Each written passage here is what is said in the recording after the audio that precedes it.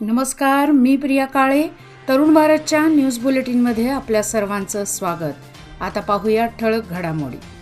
महापौर व उपमहापौर पदाची निवडणूक गुरुवारी पार पडली. यामध्ये भाजपच्या सविता जयपाल कांबळे यांनी बाजी मारली असून त्यांची महापौरपदी बिनविरोध निवड झाली आहे, तर आनंद चव्हाण यांची उपमहापौरपदी निवड झाली आहे. महापौर व उपमहापौरपदी भाजपच्याच नगरसेवकांची निवड झाल्याने भाजपच्या नगरसेवकांनी मोठा जल्लोष केला. बेळगाव महानगरपालिकेच्या महापौर व उपमहापौर पदाची निवडणूक गुरुवार दिनांक 15 रोजी पार पडली. बसरीकट्टी तालुका बेळगाव येथील श्री महालक्ष्मी देवीच्या यात्रेला मंगळवार दिनांक 13 पासून प्रारंभ झाला असून देवीच्या दर्शनासाठी गुरुवारीही असंख्य भाविकांनी गर्दी केली होती. त्यामुळे गावातील सर्व परिसर भाविकांनी फुलून गेला होता. गुरुवार दिनांक 15 रोजी प्रत्येकांच्या घरी स्नेहभोजनाचा बेत असल्याने भाविकांनी मोठी गर्दी केली होती. शिंदोळी क्रॉस ते बसरीकट्टी दरम्यानच्या रस्त्यावर वाहनांची मोठी गर्दी झाल्याने वाहतूक नियंत्रणात आणण्यासाठी पोलिसांना बरेच परिश्रम घ्यावे लागले. गावामध्ये गर्दी होऊ नये यासाठी दुचाकी व चारचाकी वाहनांची गावच्या बाहेरच पार्किंगची सोय करण्यात आली होती. तर महालक्ष्मी देवीच्या दर्शनासाठी भाविकांची मोठी गर्दी झाल्याने दर्शनासाठी भक्तांच्या लांबच्या लांब रांगा लागल्या होत्या. चांदीच्या व्यवसायात तोटा आल्याने मिरापूर गल्ली शहापूर येथील एका सुवर्ण कारागिराने राहत्या घरी गळफास घेऊन आत्महत्या केल्याची घटना गुरुवारी दुपारी उघडकीस आली आहे. शहापूर पोलीस स्थानकात या घटनेची नोंद झाली आहे. मोहन नागेश रेवणकर, वय वर्षे 46 असे त्याचे नाव आहे. गुरुवार दिनांक 15 फेब्रुवारी रोजी सकाळी 10 ते दुपारी 2:30 या वेळेत ही घटना घडली असून या सुवर्ण कारागिराने आत्महत्या केल्याचे दुपारी उघडकीस आले आहे. पत्नी मधुरा यांनी दिलेल्या फिर्यादीवरून FIR दाखल करण्यात आला आहे. बेळगाव शहरामध्ये मोकाट जनावरांचा वावर वाढला आहे. त्यांचा बंदोबस्त करावा अशी मागणी वारंवार करण्यात आली. त्यानुसार महानगरपालिकेच्या वतीने मोकाट जनावरे पकडण्याची मोहीम गुरुवारी राबवण्यात आली. विविध ठिकाणी मोकाट फिरणाऱ्या जनावरांना ताब्यात घेऊन महानगरपालिकेच्या गोशाळेमध्ये त्यांना दाखल करण्यात आले आहे. शहरामध्ये मोकाट जनावरांची संख्या दिवसेंदिवस वाढत चालली आहे. शहराच्या मध्यवर्ती ठिकाणी तसेच मुख्य रस्त्यावर ही जनावरे ठाण मांडून बसत आहेत. त्यामुळे वाहतुकीला अडथळा निर्माण होत आहे. याचबरोबर अचानक भाजी विक्रेत्यांची भाजी विस्कटणे असे प्रकार घडत आहेत. त्यामुळे तातडीने त्यांचा बंदोबस्त करावा अशी मागणी करण्यात येत होती. अलीकडेच गोकुळ दूध संघाने सीमाभागातील शेतकऱ्यांना देण्यात येणाऱ्या दरात कपात केल्याने सीमाभागातील शेतकऱ्यांमध्ये नाराजी पसरली आहे. गोकुळ दूध संघाला दुधाचे दर पूर्ववत करावे यासाठी महाराष्ट्र एकीकरण युवा समिती बेळगावच्या वतीने महाराष्ट्राचे कृषी मंत्री धनंजय मुंडे, कोल्हापूरचे पालकमंत्री हसन मुश्रीफ, माजी गृहराज्यमंत्री सतेज पाटील तसेच गोकुळचे चेअरमन अरुण डोंगळे यांना महाराष्ट्र एकीकरण युवा समितीच्या वतीने पत्र पाठवण्यात आले आहे. बेळगाव जिल्हा पंचायतीचे मुख्य कार्यकारी अधिकारी राहुल शिंदे यांनी सौंदत्ती तालुक्यातील चचडी गावातील प्राथमिक आरोग्य केंद्राला भेट दिली. चचडी गावातील प्राथमिक आरोग्य केंद्रातील डॉक्टर व कर्मचाऱ्यांच्या हजेरीची पाहणी करून रुग्णालयात दाखल रुग्णांना दिल्या जाणाऱ्या उपचार व औषधांची माहिती घेतली. यानंतर ग्रामपंचायत आवारातील शुद्ध पाणी युनिटची पाहणी केली. पिण्याच्या पाण्याची गुणवत्ता व पुरवठा याबाबत माहिती घेतली. तसेच डिजिटल लायब्ररीला भेट देऊन वाचकांची संख्या तपासून ज्येष्ठ नागरिक विद्यार्थ्यांकडून माहिती घेतली. त्यानंतर ग्रामपंचायतीला भेट देऊन अधिकारी व कर्मचाऱ्यांची हजेरी तपासली. यावेळी तालुका पंचायत कार्यकारी अधिकारी, ग्रामपंचायत अध्यक्ष, सदस्य व कर्मचारी व इतर उपस्थित होते.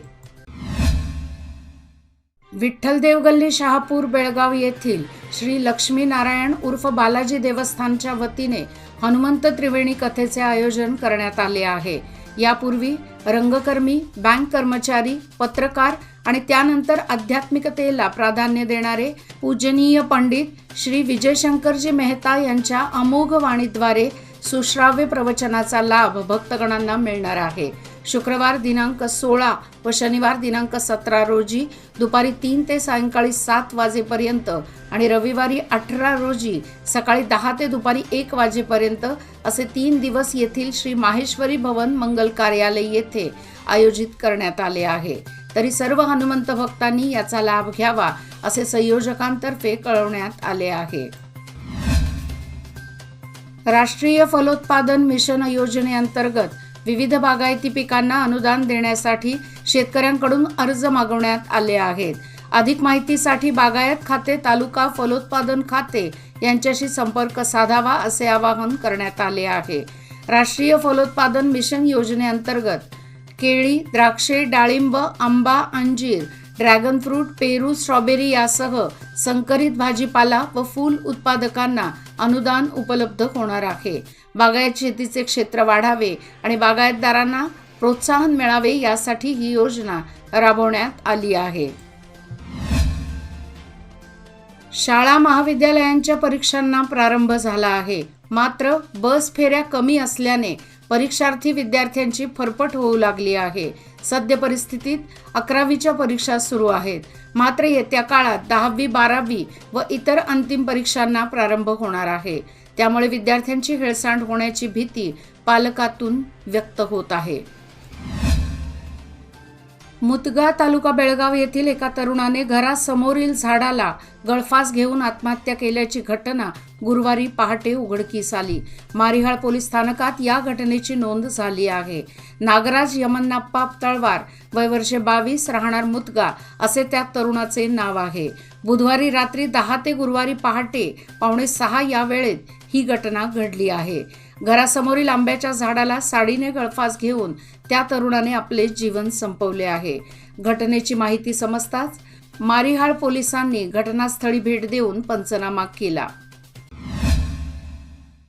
संकेश्वर येथील सागर माने यांच्यावरती गुंडाकरवी हल्ला करण्यात आला होता। त्याचप्रमाणे रामनगर बेंगलोर येथील सुमारे 40 वकिलांच्या वरती खोटी केस नोंदवून एक वेगळा बेकायदेशीररित्या गुन्हा नोंद करण्यात आला आहे। त्यामुळे पुन्हा अशा केसेस होऊ नये म्हणून तहसीलदारांनी अशा प्रकरणी वेळेत निकालात काढाव्यात अशी मागणी करण्याबाबतचे निवेदन खानापूर तालुका वकील संघटनेतर्फे तहसीलदार प्रकाश गायकवाड यांना देण्यात आले।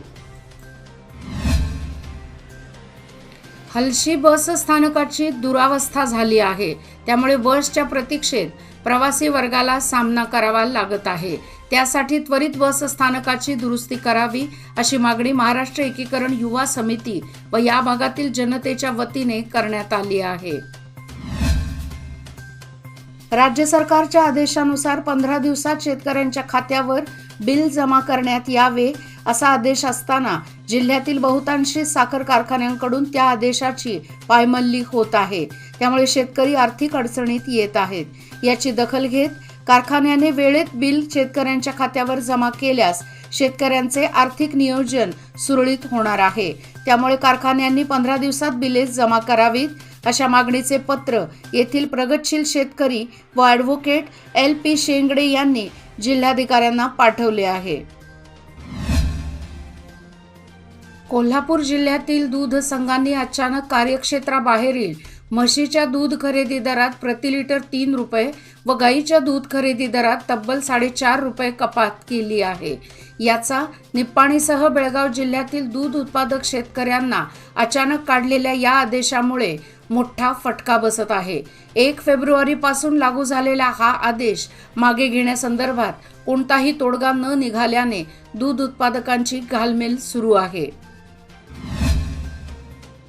17 फेब्रुवारी अथणी येथील शिवाजी सर्कलमध्ये 13 फूट उंचीची छत्रपती श्री शिवाजी महाराजांची अश्वारूढ मूर्ती दाखल होणार आहे। यावेळी भव्य मिरवणूक काढण्याचे नियोजन करण्यात आले आहे। या मिरवणुकीत मोठ्या संख्येने उपस्थित राहावे असे आवाहन अथणी तालुका एकछत्री मराठा समाज संघ व शिवप्रतिष्ठान हिंदुस्थान अथणी विभाग प्रमुख विनायक देसाई यांनी केले। याचबरोबर आजचे बातमीपत्र इथेच संपले। अधिक माहिती आणि ताज्या घडामोडी करता पाहत रहा तरुण भारत न्यूज चॅनल। तसेच आमच्या चॅनलला लाईक, शेअर आणि सबस्क्राईब करायला विसरू नका आणि विश्वासार्ह बातम्यासाठी दररोज वाचा दैनिक तरुण भारत. धन्यवाद.